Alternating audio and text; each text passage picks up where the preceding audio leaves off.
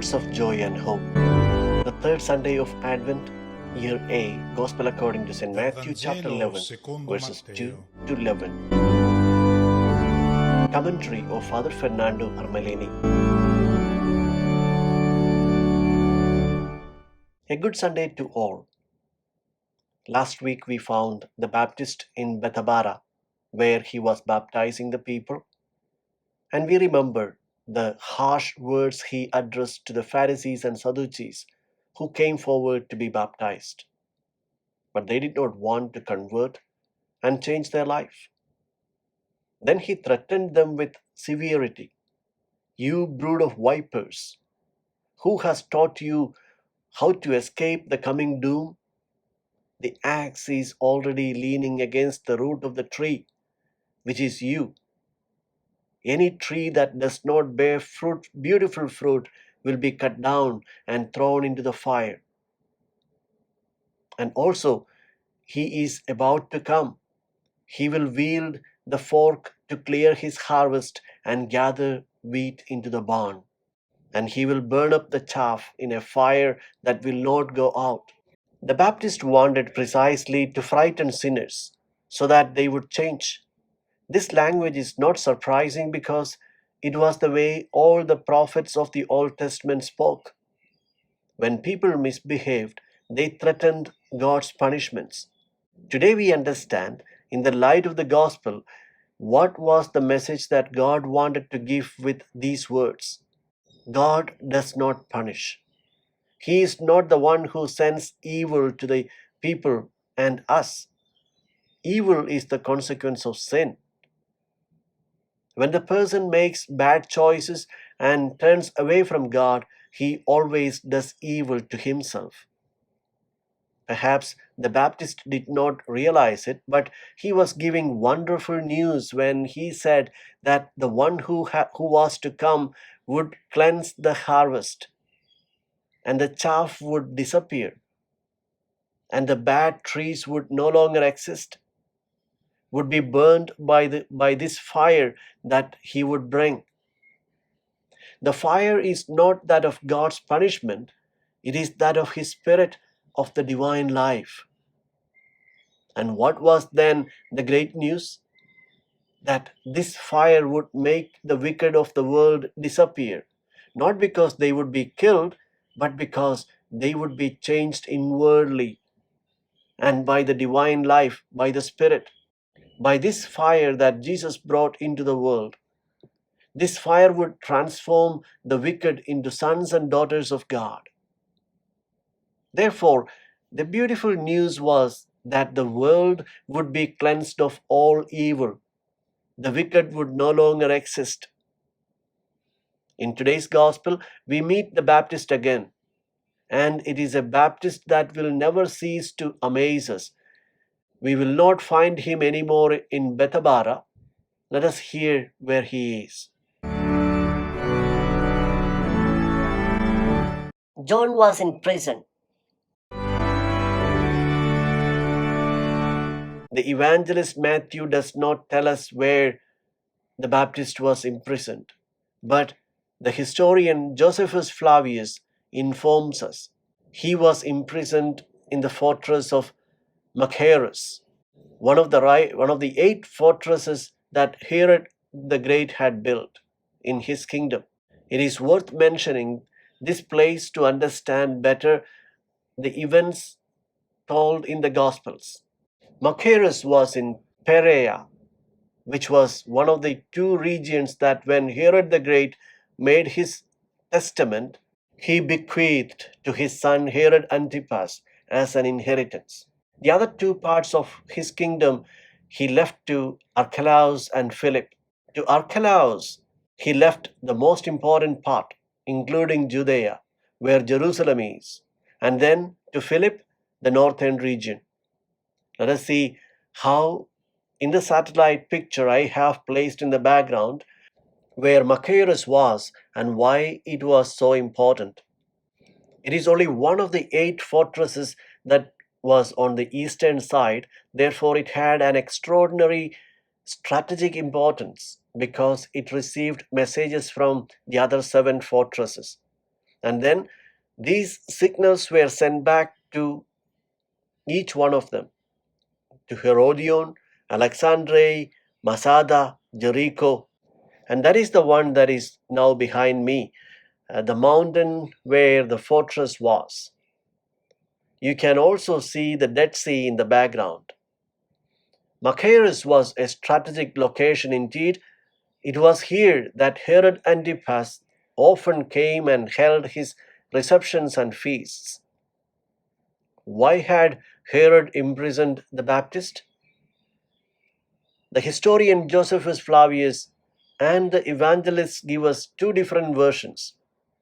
Josephus Flavius says that Herod imprisoned him because he feared his popularity.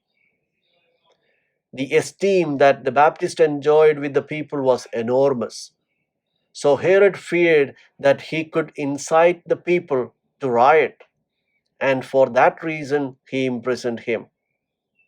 The evangelist Matthew says that he had imprisoned him because he denounced his immoral behavior. Herod Antipas had gone to visit his brother Herod Philip and had fallen in love with his wife and had taken her with him to his kingdom. This was against the law of God, and the Baptist denounced this immorality. We know from the Gospels that the Baptist was treated well and with respect. He could receive visits from his disciples, and through these disciples he was kept informed of what Jesus was doing. That Jesus, whom he had baptized and had already been pointed out as the Messiah. Let us now listen to what happens to the Baptist while he is imprisoned. When John heard in prison of the works of the Messiah, he sent his disciples to him with this question: Are you the one who is to come, or should we look for another? Perhaps we are a little surprised by the doubts and questions that the Baptist raises, and we wonder why it arises in him. Perplexity about Jesus. Previously, he was very sure that Jesus was the Messiah, and now we see that his faith seems to waver. We find the reason in the account of today's gospel passage, where we are told that the Baptist kept himself informed through the disciples about what Jesus was doing, and these disciples must have told him something that had surprised and puzzled him, something that he did not expect. It is not difficult to guess what he had been told. The evangelist Matthew, in the two previous chapters from which he took today's gospel passage, tells us about 10 healings performed by Jesus. And it must be these healings that the disciples of the Baptist saw. That is to say, in Jesus they saw only manifestations of gentleness, they saw his tenderness, his love for the weakest, the most fragile, the most marginalized. Let us keep in mind what was the conception of sickness at that time. They cared for the sick, they loved them, but they always kept in mind that they were people who had gone to look for their misfortune because they had been punished for their sins. The disciples of the Baptist must have seen the lepers, repulsive persons, considered to be as the very embodiment of sin, persons rejected by men and cursed by God, and they had seen Jesus caressing them. And they had seen him setting the paralyzed on their feet, giving sight to the blind, who were also unclean people who could not enter the temple and could not approach God. Jesus was not only not hard and severe with sinners, but they had seen him eating and feasting with them. Moreover, he boasted that he was their friend. The Baptist and his disciples had learned in catechism that sinners were to be avoided. They were to keep away from these wicked ones. They knew the psalmist's prayer in the Psalm 139, which they had certainly recited, where the righteous one says, "Do I not hate, Lord, those who hate you, those who raise against you? Do I not loathe? With fierce hatred I hate them. Enemies I count as my own." The Baptist had been educated in this spirituality and therefore could not but be bewildered by the kindly behavior of Jesus towards sinners. Instead of cutting down trees that do not produce beautiful fruits, as the Baptist had announced, Jesus did not even break the cracked reed. He did not extinguish the smoldering wick. And there was another element that puzzled the Baptist. He knew the scriptures. He knew the book of Isaiah. And in chapter 61, the prophet announces a deliverance and says, "The Spirit of the Lord is upon me. He has sent me to proclaim freedom to the captives and release of prisoners."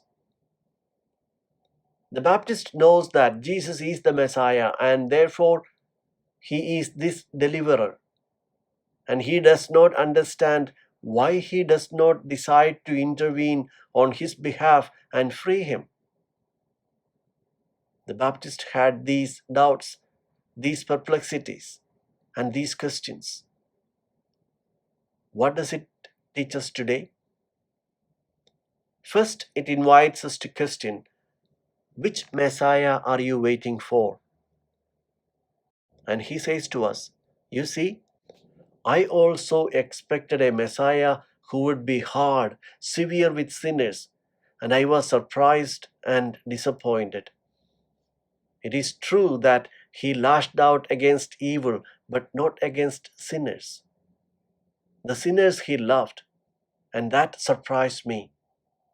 So you also be careful, because you might be disappointed if you cultivate expectations that are not God's. If you expect from the Messiah what he did not come to bring, you will be disappointed.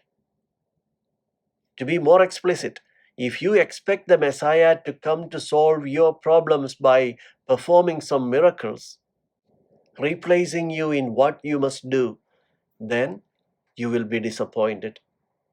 For example, you invoke peace from him, but if you think he will miraculously make it rain from heaven, you will be disappointed. He will show you how to build peace by giving you his Spirit, the strength to work wonders. But we must be the ones to build laboriously peace in the world with dialogue, reconciliation, forgiveness, justice, and love. Not only the Baptist, but also Peter was disappointed in his idea of the Messiah. He expected a glorious Messiah, and he was also disappointed. This is what the Baptist tells us. Interrogate yourself so as not to be disappointed in expecting a Messiah other than the one the Lord wants to send. The second message that the Baptist gives us, he tells us, do not be surprised if Jesus scandalizes you, because he also scandalized me. I did not expect him to behave like this. He threw away many of my convictions and certainties. If his gospel does not shock you, you have not understood it. If it does not upset your way of thinking, your convictions, your certainties, even your religious traditions, you have not understood it. If the gospel leaves you alone, if it does not call into question the image of God that you have cultivated within you, an image of God that you like because it resembles you, a God who is evil to those who do evil, so that you too can be evil like him, you have not understood the Messiah of God. The gospel, therefore, cannot but be accompanied by questions and uncertainties, difficulties in believing, and he who does not experience these perplexities means that he has succeeded in domesticating the gospel to adapt it to what he has always believed and thought. It means that in the gospel you look for confirmations of what you have thought up to that moment. You listen to the gospel to conclude to say, see, Jesus also agrees with me. The Baptist says to you, let yourself be questioned. Let the Messiah and his gospel unbalance you. Now we hear what Jesus answers the Baptist's envoys. Jesus said to them in reply, go and tell John what you hear and see. The blind regain their sight, the lame walk, lepers are cleansed, the deaf hear, the dead are raised, and the poor have the good news proclaimed to them. And blessed is the one who takes no offense at me. Let us observe in the first place that Jesus is not astonished by the behavior of the Baptist, who was bewildered by his behavior. Jesus would have been astonished by the opposite. He responds to those sent not by reasoning, but by enumerating facts that are there for all to see, the healings. He shows that he is only performing gestures of love, of salvation, no gesture of punishment, of condemnation, as the Baptist would have expected. And the healings that he enumerates recall the prophecies found in the book of Isaiah, especially the prophecy of the anonymous prophet who lived among those who were deported to Babylon, who understood they had ended up in exile because they had been deaf to the voice of the prophets, blind who had not allowed themselves to be guided and had ended up in exile. To this discouraged people, the prophet had addressed an announcement of hope. The eyes of the blind, that is, your eyes shall be opened. The ears of the deaf shall be opened. The lame shall leap like a deer. The tongue of the dumb shall begin to shout for joy. In other words, he announced the healing of all those evils that had been the cause of their misfortunes. And by enumerating these signs, Jesus meant that the prophecies of Isaiah were being fulfilled. It was the invitation to read the healings he had performed as parables of the new world he was ushering in. And we can contemplate this new world by seeing these wonders as parables. The healing of the blind. The blind are those who grope in the dark. They have lost their orientation. They do not know where they are going. They hit their heads and hurt themselves and others.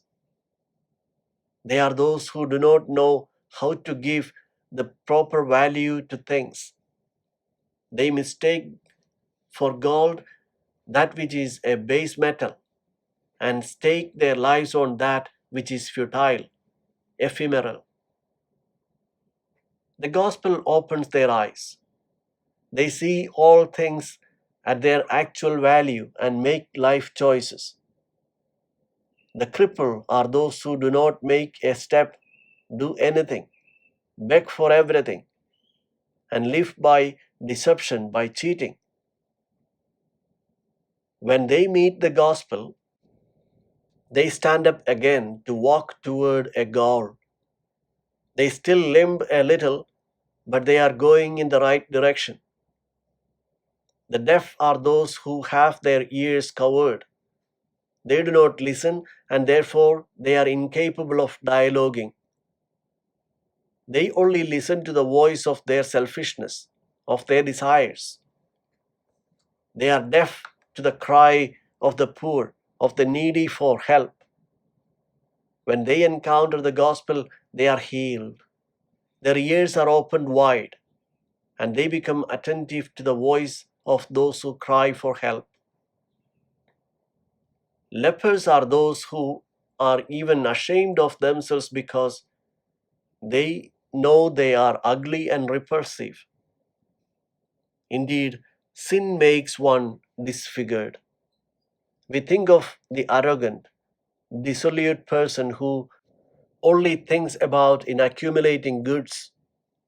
All these are ugly people from whom we try to stay away.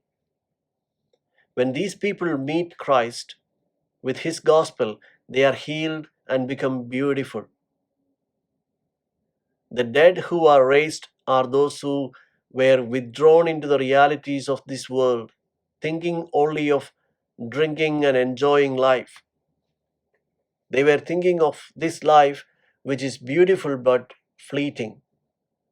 When they encounter the gospel, they welcome a new life, the life of the Spirit that Jesus offers, and they rise to the life of the sons and daughters of God, a life of love, joy, gentleness, peace, kindness, and benevolence.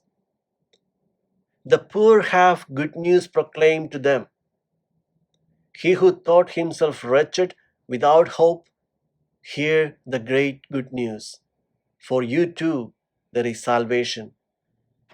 This is the news that is given to the poorest, those who feel they have nothing to offer to the Lord because they feel the weight of their sin. To them is announced the beautiful news that God still loves them. We can check today if we have found the gospel, if we have accepted Christ who wants to enter our lives. Let us try to go through again the list of signs given by Jesus and see if they are realized in us. Have we let the gospel open our eyes? Or do we still see money, profession, our family and friends, our political choices as we saw them before? Or do we now see them in the new light? Have we let our ears open? Do we hear the call of those who ask for help? Or do we still cover our ears? Do we move and engage in building love? Or does our selfishness still paralyze us? Do we resurrect to a new life? Or do we continue living as pagans? Jesus concludes his answer with a beatitude, which is the 10th one found in the Gospel according to Matthew. Blessed is the one who takes no offense at me. The scandal that Jesus speaks of is that of the proclamation of a God who punishes no one, loves everyone, and does only good. These last words of Jesus are a sweet invitation addressed to the Baptist. Do not be scandalized. Do not marvel at this surprise of God's unconditional love. Now, the question: has Jesus perhaps lost esteem for the Baptist because of the difficulties he had to accept the Messiah of God who different from what he expected? Let us hear. As they were going off, Jesus began to speak to the crowds about John. What did you go out to the desert to see? A reed swayed by the wind? Then what did you go out to see? Someone dressed in fine clothing? Those who wear fine clothing are in royal palaces. Then why did you go out? To see a prophet? Yes, I tell you, and more than a prophet. This is the one about whom it is written, Behold, I am sending my messenger ahead of you. He will prepare your way before you.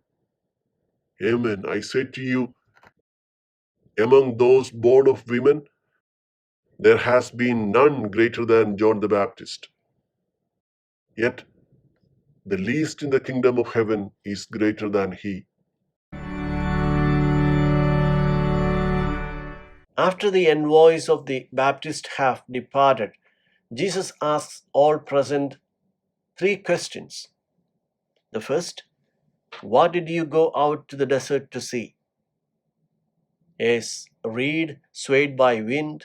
The image is taken from the reeds of the marshes that grow on the banks of the Jordan River.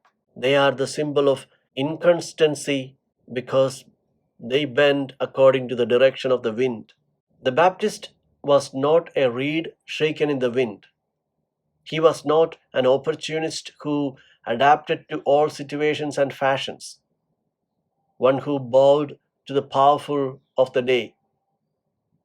The Baptist was a coherent person with a straight back. The message for us today: we know that the gospel is not fashionable today. They say that times have changed, that we are no longer in the Middle Ages, that certain values no longer have any importance. When one is convinced of certain choices that the gospel suggests, one must have the courage to carry them out, even if one feels alone, even if you are amid people who do not understand these options and do not share them. Those who believe in them are people with a straight back, like the Baptist. They are consistent with their beliefs. The second question, then what did you go out to see? Someone dressed in fine clothing? The answer is undoubted no. John had nothing to do with those who splurge on refined garments. Jesus said that these live in the palaces of kings. For us today, we know that aesthetics is proper to human being because it goes beyond what is useful. The pursuit of beautiful is a good thing, but when it becomes exaggerated in unbridled use, it is idolatry of the temporary. It is a sign that we have lost the sight of the true values of life. Let us ask ourselves then, in the face of certain wastes in futilities, how does a Christian not have a feeling of uneasiness? How does one not feel disgusted by the squandering of resources that should be destined to satisfy much more urgent and basic needs? The third question Jesus asks, then why did you go out? To see a prophet? Yes, I tell you, and more than a prophet. More than Moses, the Baptist was an angel sent by God to precede the coming of the liberator of the Lord. Jesus concludes by saying, amen, I say to you, among those born of women, there has been none greater than John the Baptist. Yet the least in the kingdom of heaven is greater than he. This final sentence is significant. Jesus naturally does not establish a classification based on holiness, on personal perfection. Not. What Jesus says refers to us today. Independently of our holiness today, we can see and understand much better than the Baptist what he only sensed, the unconditional love of God. The Baptist stands at the threshold of the new times while we fully enter this kingdom. Today, the Baptist has left us with his words and his life, also with his perplexities, his doubts, his questions, and above all, his coherent life. A great message for us. I wish you all a good Sunday and a good week.